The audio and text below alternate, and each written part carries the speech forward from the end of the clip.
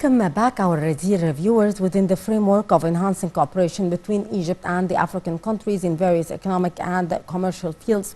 The Agency for Development of Medium and Small and Micro Enterprises, in cooperation with the Common Markets for Eastern and Southern Africa COMESA Group, has recently launched a platform, the voice of 50 million African women in Egypt. The initiative was under the auspices of the Minister of Trade and Industry and Chief Executive of the Enterprise Development Authority, Niveen Gema, in the presence of Dr. Maya Morsi, Chairman of the National Council for Women, and other officials. The platform aimed to activate the commercial and industrial communication between millions of women owners of the SMEs and women entrepreneurs in the African continent. To shed more light on the issue, we are very much delighted to be joined over the phone by Dr. Amira Sabek, Strategic Management and Self-Development Expert. Good morning. Good morning, dear. Good morning to you and all your audience. Doctor, how do you see Egypt's effort to achieve gender equality and women's empowerment and its support of the African countries to achieve that goal?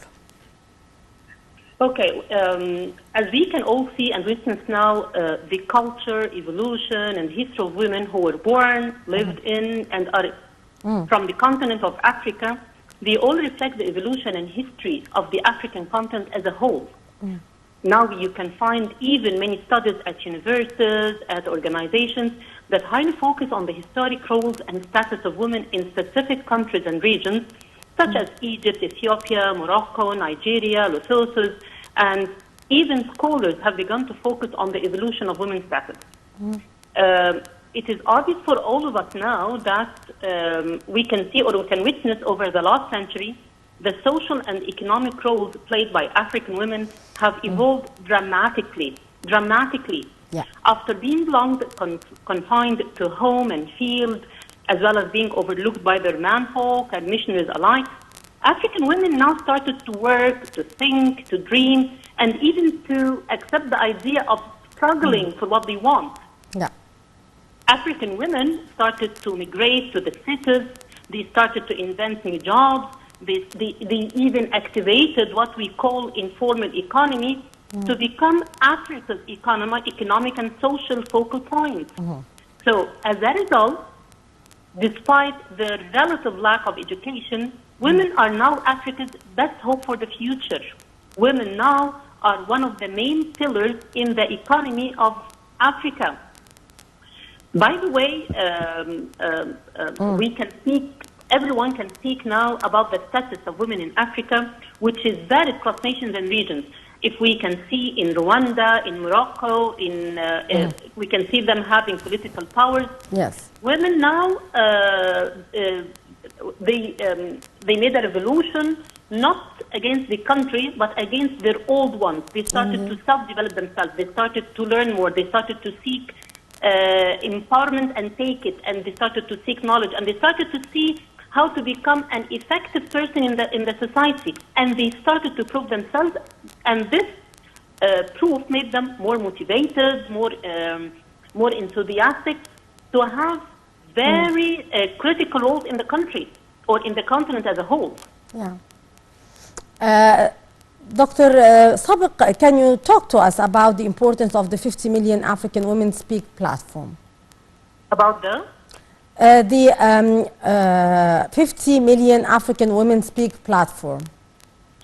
Okay, now these women, okay, let's say that, let's talk about what they are seeking in different countries in Africa. Like, for example, let's say in Rwanda, and Rwanda is one of the countries in the world where the African women hold more than half the seats in the parliament. And they started to discuss all the issues that are concerning families in general, not just women. And they started to have role in the economic or the economy of the country. Even in Morocco, they started to have a female minister in its cabinet.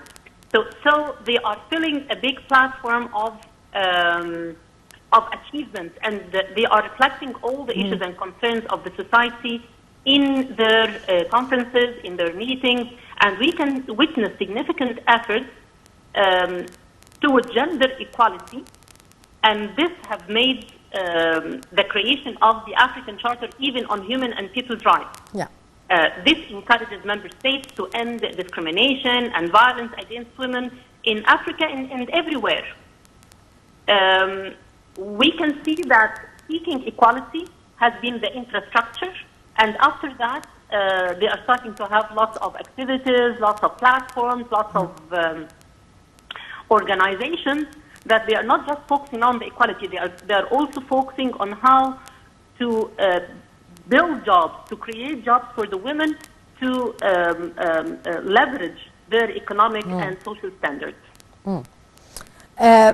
Doctor, how, in your opinion, can this initiative support the Egyptian-African relations, and in particular in this domain of women empowerment, youth empowerment, and also encouraging the young female entrepreneurs? Okay, let me tell you that everyone in the world, you don't like to work with someone who is less effective than you, who you feel that even if you work with, they will not take your hand up. Yeah. Now the African women started to prove, no, we can be an added value to anyone we contribute work to. We can be an added value to any place we go to. So the rest of the countries, or even the rest of the parts of the world, started to see the African women not just as unique women, but as an added value to anywhere they go to. So now when we say, I'm going to Africa and I'm starting a business there, I know it is not just a community or a society that I'm going to have the value of men working there. No, I'm having a whole society working, men, women. I know that I believe that I have diversity of way of thinking. I have diversity of people who can work. I know that I will meet women who are, even if they are still facing some various issues related to gender inequality, little bit of it, but they still, they are working on their levels of poverty, they are working on their levels of education, they are working on their poor health status, they are working to eliminate any lack of political power. They used to have limited workforce where they can participate, they are increasing this work. So I, as a country now, I started to believe that these countries are evolving, because you can see the progress of countries in their women, not just in its men. So if I see the women with that strength of mind and with that persistence and with that desire to develop and to show their work, I feel that now we have more trust and we feel more secure to have cooperation with these countries. Indeed. Also, in your opinion, how can such initiative help combat the discrimination against women in Africa? Can you repeat it? I'm sorry, can you repeat the question? How can this initiative help in combating the discrimination against women in Africa? Because we have now we have an evidence that this discrimination was something silly. It is the idea. We see evidence. Now, if I tell you, yes, let me tell you that women are equal to men and they can prove themselves, you can tell me no, who tells me? Now we can see evidence.